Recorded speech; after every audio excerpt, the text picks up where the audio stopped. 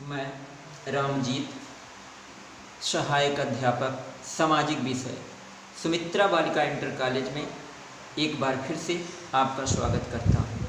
बच्चों, पिछली वीडियो में हमने पढ़ा था यूरोप में राष्ट्रवाद का उदय। आज हम पढ़ेंगे भारत में राष्ट्रवाद।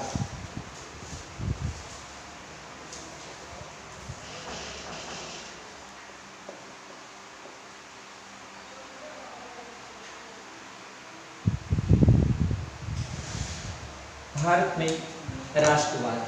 तो आइए जानते हैं कि पहले भारत का इतिहास कैसे था। बच्चों, आप लोग जानते हैं कि भारत का जो इतिहास है वो बहुत बड़ा है। अंग्रेजी शासन से पूर्व भारत एक विकसित देश था। भारत एक विकसित देश था। यह वह समय था जब भारत पर गुप्त साम्राज्य और दिल्ली सल्तनत का शासन काल था।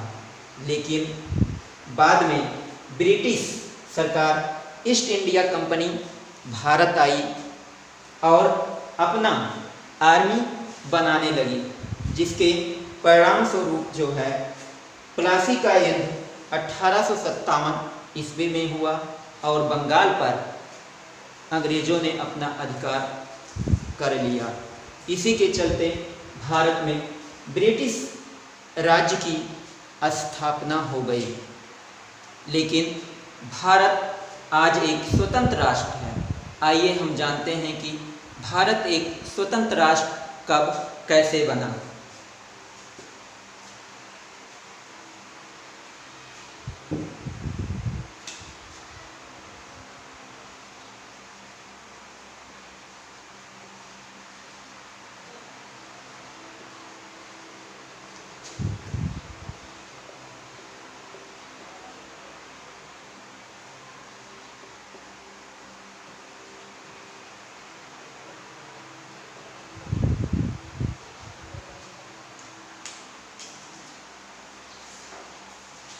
तो हम जानते हैं कि चलते हैं कि भारत एक स्वतंत्र राष्ट्र कैसे बना। जैसे आप लोग जानते हो बेटा, प्रथम विश्व युद्ध 1914 में हुआ था। उस समय भारत पर अंग्रेजों का राज्य था। उस समय भारत पर अंग्रेजों का राज्य था, यानी कि अंग्रेज प्रथम विश्व युद्ध में। तो बच्चों, जैसा कि आप लोग जानते हैं कि प्रथम विश्व युद्ध की शुरुआत 1914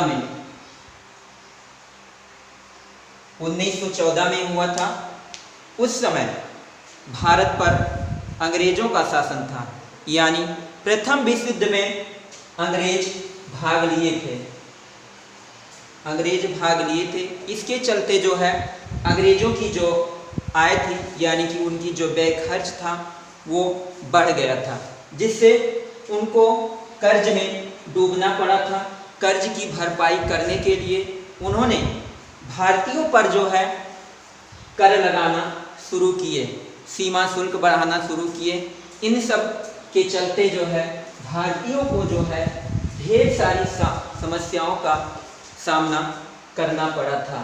जो वस्तुएं की कीमतें थीं वो दोगुनी हो चुकी थी। इसके अलावा और भी अंग्रेज ने कार्य किए थे। जैसे उन्होंने गांव में जाकर जबरदस्ती सिपाहियों की भर्ती करते थे।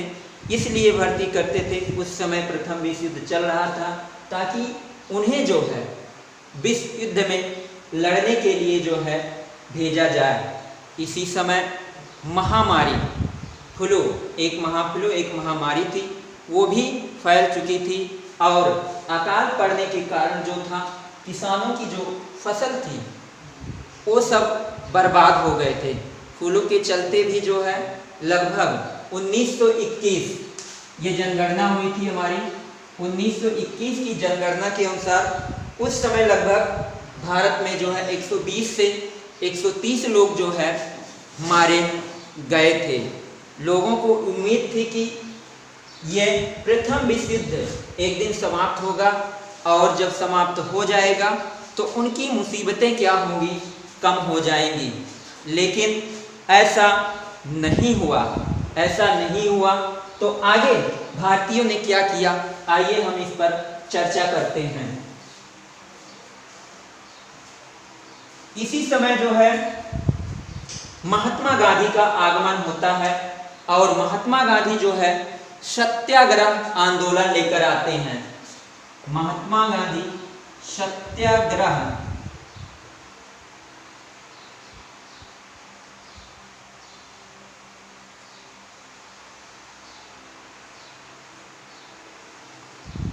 महात्मा गांधी सत्याग्रह आंदोलन लेकर आते हैं। लेकिन इस समय महात्मा गांधी जो है दक्षिण अफ्रीका में थे, वहां से वो जो है 1915 यानी 1915 में जो है भारत लौटे थे। इससे पहले वो दक्षिण अफ्रीका में थे, तो वहाँ नस्लभेदी आंदोलन चल रहा था, जिसका उन्होंने सफलतापूर्वक लोहा लिया था। और जब ये 1915 में भारत लौटे तो वहाँ से सत्याग्रह आंदोलन लेकर भारत आए। और वो सत्याग्रह भारत में भी इन्होंने कई आंदोलन चलाए, जैसा कि पहला आंदोलन उनका था 1916 में। पहला आंदोलन 1916 में था। ये कहाँ था? बिहार के, बिहार में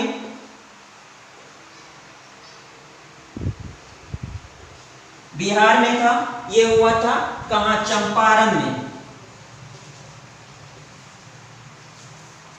1916 में इनका पहला सत्याग्रह आंदोलन था। 1916 में बिहार में चंपारण जिले में। ये किसके लिए था? ये किसानों के लिए था। ये किसानों के लिए था। किसानों के लिए इसलिए था क्योंकि बिहार में एक बागान हुआ करता था। उस समय बागान हुआ करता था। अगर कोई किसान, जैसे मान लेते बागान ऐसा नहीं था, ऐसे ही बागान था, अगर कोई किसान इस जगह से इसमें घुस जाता था, इसके अंदर, तो उसे बाहर जाने नहीं दिया जाता था, यानी उसको अपने परिवार से मिलने नहीं दिया जाता था। तो ये गांधी जी का पहला सत्याग्रह था, जो उसमें क्या हुए थे, गांधी जी सफल हुए थे। इनका दूसरा आंदोलन था।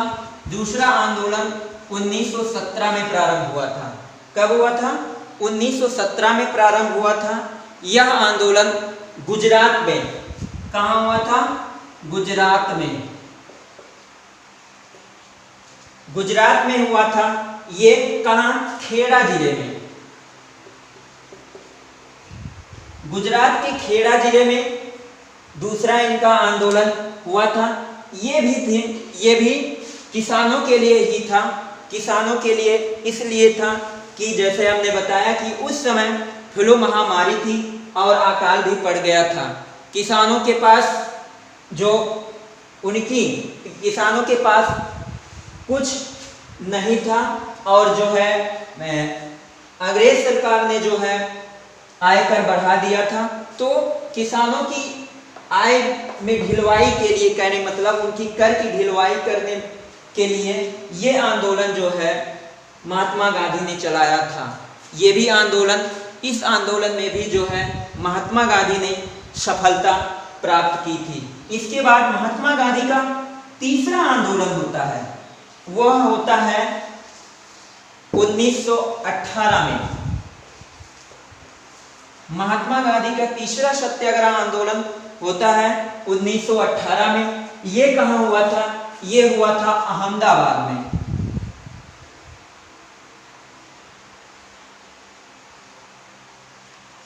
यह आंदोलन अहमदाबाद में था। यह आंदोलन मजदूरों के लिए था, क्योंकि जो मजदूर अहमदाबाद में सूती वस्त्र काटते थे तो उन्हें वेतन कम मिलता था। तो ये मजदूर जो है वेतन की मांग करने के लिए उनको अधिक वेतन मिले, इसलिए 1918 में महात्मा गांधी ने जो है अहमदाबाद में अपना तीसरा आंदोलन प्रारंभ किया। इसमें भी महात्मा गांधी ने जो है सफलता प्राप्त की थी। इसके बाद आता है आपका रोलेट एक्ट। इसके बाद आपका आता है रोलेट एक्ट।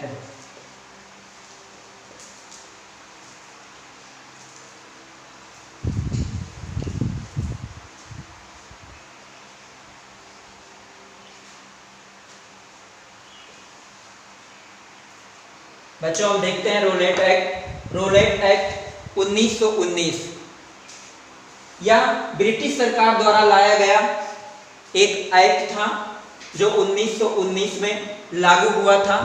इसमें क्या हुआ था कि जो राजनीतिक कैदी होते थे, उनको 2 साल तक बिना उन पर मुकदमा चलाए उनको जेल में डाल दिया जाता था। कहने का मतलब इसी को काला कानून भी कहा जाता था, जिस पर महात्मा गांधी ने इस आंदोलन को बहुत विरोध किया था।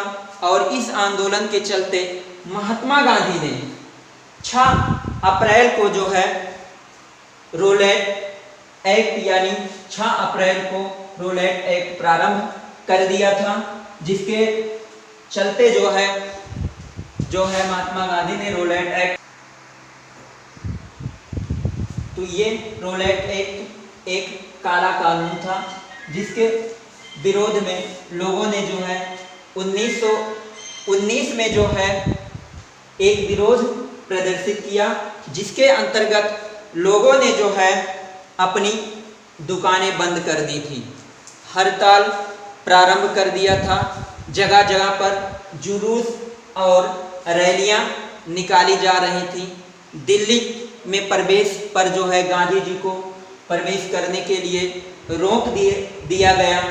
10 अप्रैल को ब्रिटिश सरकार ने एक शांतिपूर्ण रैली चल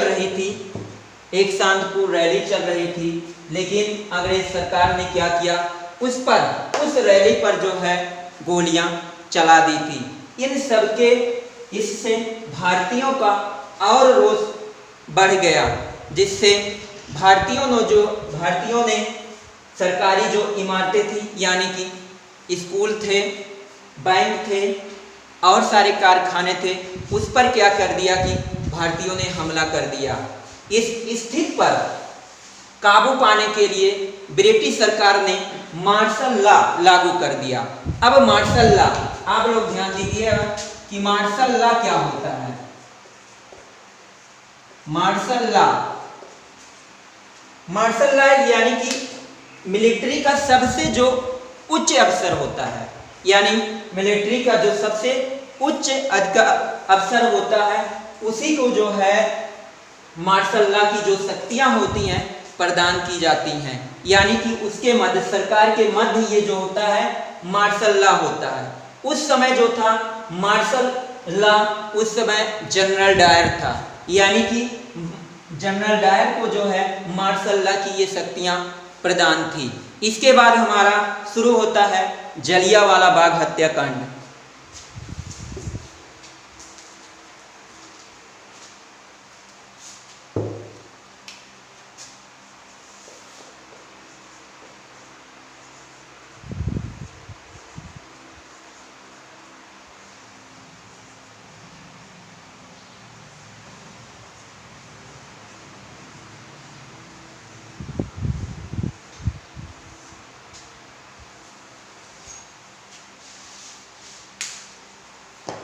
बच्चों ये जलियांवाला बाग हत्याकांड इसके बाद प्रारंभ होता था। यह जलियांवाला बाग हत्याकांड 13 अप्रैल 1919 को 13 अप्रैल 1919 को कहां? अमृतसर में।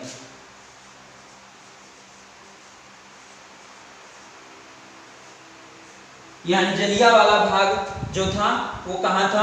अमृतसर में। जलियांवाला बाग हत्याकांड 13 अप्रैल 1919 को अमृतसर में बैसाखी का मेला चल रहा था। मेला मतलब यानी कि उस मेले में थे बहुत सारे लोग इकट्ठा हुए थे। उस समय मेले में बहुत सारे लोग इकट्ठा हुए थे, बहुत बड़ी भीड़ थी। उस मेले में ऐसा नहीं था कि वो चारों ओर से दरवाजा नहीं था, उसमें भी उस मेले में इकट्ठा हुए थे लोग। वो एक घेरा था, इस घेरे में 2-3 दरवाजे थे, ऐसा नहीं था कि वो पूरा पैक था। इस भीड़ में लगभग लाखों लोग मेला देखने गए थे। इस मेले के इस घेरे के अंदर वो चले गए थे। तो जब लोगों ये स्थान जो था ये शहर से बाहर था, स्थान जो था ये शहर से बाहर होने के कारण लोगों को ये मालूम नहीं था कि यहाँ पर जो है इस इलाके में मार्शल लॉ लागू किया गया है। इसलिए लोग उस मेले में इकट्ठा थे। जनरल डायर के सिपाहियों ने जो है कुछ देखा ना सुना और इन पर क्या किया, निहत्थे व्यक्तियों पर क्या कर दिया, गोलियां चला दी। इसमें सैकड़ों लोग तो मारे गए थे। मारने में आप लोग जानते हैं कि सबसे ज़्यादा बच्चे होते हैं और औरतें होती हैं और बुजुर्ग होते हैं। यही सारे लोग मारे गए थे, जिसके चलते जो है ढेर सारे लोग जब मारे गए तो इससे लोगों में और भारतीयों में और गुस्सा आया। उन्होंने जो है जो सरकारी इमारतें थी उन्हें जलाना, उन्हें फूंकना शुरू कर दिया। इमारतों को फूंकने शुरू कर दिया। तो महात्मा गांधी क्या लेकर आए थे? सत्याग्रह आंदोलन, यानी वो सत्य को लेकर आए थे। लेकिन यहाँ उन्होंने देखा अहिंसा हो रहा है। महात्मा गांधी का ये विचार नहीं था कि जो है वो वहाँ लोग मारे जाएं। इसलिए ये सत्याग्रह आंदोलन लेकर आया था कि हम सत्य के आधार पर जो है अपना आंदोलन चलेंगे। लेकिन यहाँ क्या होने लगा था? हिंसा होने लगा था। जब सरकारी दुकानें, इमारतें और सब जब फूंकने लगी तो महात्मा गांधी ने क्या किया कि जो है इस आंदोलन को जो है वापस ले लिया। तो इस नरसंहार को देखकर महात्मा गांधी ने क्या किया था? इस आंदोलन को वापस ले लिया था। अब आइए हम देखते हैं असहयोग आंदोलन।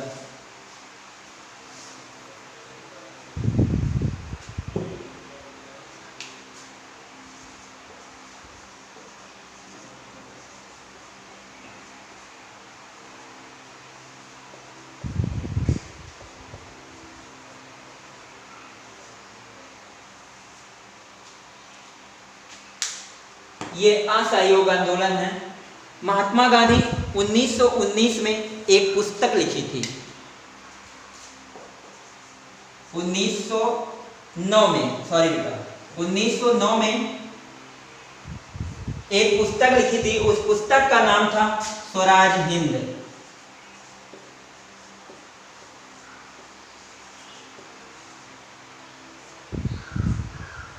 स्वराज हिंद, इसमें महात्मा गांधी की स्वराज हिंद में महात्मा गांधी ने कहा था कि अगर भारतीय जो है अंग्रेजों का साथ न दें तो उनका जो व्यापार है वो 1 साल भर में खत्म हो जाएगा। महात्मा गांधी ने पुस्तक में लिखा है कि जो है अगर भारतीय अंग्रेजों का साथ न दें तो जो भारत में इनका ब्रिटिश साम्राज्य है वो साल भर में खत्म हो जाएगा। इसके विरोध में लोगों ने जो है क्या किया? लोगों ने जो है विरोध में जो है लोग आगे बढ़ के इसमें हिस्सा लिया।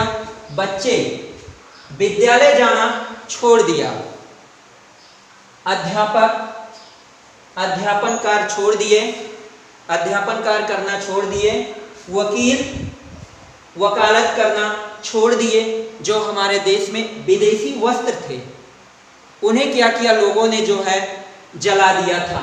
लेकिन कुछ दिन बाद यानी कि ये आंदोलन, जो ये असहयोग आंदोलन था, वो धीरे धीरे कम होने लगा। कम इसलिए होने लगा कि जो हमारे पास वैकल्पिक कोई साधन नहीं था। वैकल्पिक साधन कहने के मतलब जो हमारे पास विद्यालय, यानी पहले विद्यालय जो ब्रिटिश सरकार के थे, हमारे पास कोई सरकारी और विद्यालय नहीं थे। इससे लोगों को क्या हुई थी? ढेर सारी समस्याओं का सामना करना पड़ा था। उसके बाद जो हम विदेशी वस्त्र जला दिए थे, तो हमारे पास इतने मात्रा में खादी कपड़े नहीं थे। जो खादी कपड़े उस समय चल रहे थे हमारे पास इतने प्रचुर मात्रा में नहीं थे, जिसके कारण क्या हुए थे? उनके दाम बढ़ने लगे थे। ये सब देखते हुए आम जनता को काफी दिक्कतों का सामना करना पड़ा था, जिससे कारण ये जो असहयोग आंदोलन था ये क्या हो गया? धीरे धीरे जो है खत्म होने लगा था। तो बच्चों आज हम असहयोग आंदोलन पढ़े। अगले वीडियो में हम आपको जो है सविनय अवज्ञा आंदोलन बताएंगे। लेकिन हम अब तक क्या क्या चर्चा किए, कहने का मतलब आज के वीडियो में हमने गांधी जी के जो सत्याग्रह आंदोलन थे उस पर चर्चा किया, रोलेट एक्ट पर चर्चा किया, जलियांवाला बाग हत्याकांड पर चर्चा किया और असहयोग आंदोलन पर चर्चा किया। आगे हम आपको अगले वीडियो में जो है सविनय अवज्ञा आंदोलन बताएंगे। आप लोग जिस पे हम चर्चा किए हैं इसको घर पे पढ़िएगा, समझिएगा, जो नहीं आएगा उस पे हमें कमेंट लिखिएगा। अगले वीडियो में हम आपका वो कमेंट को हम देखेंगे और जो आपकी दिक्कतें होंगी उसे हम दूर करने का प्रयास करेंगे। धन्यवाद।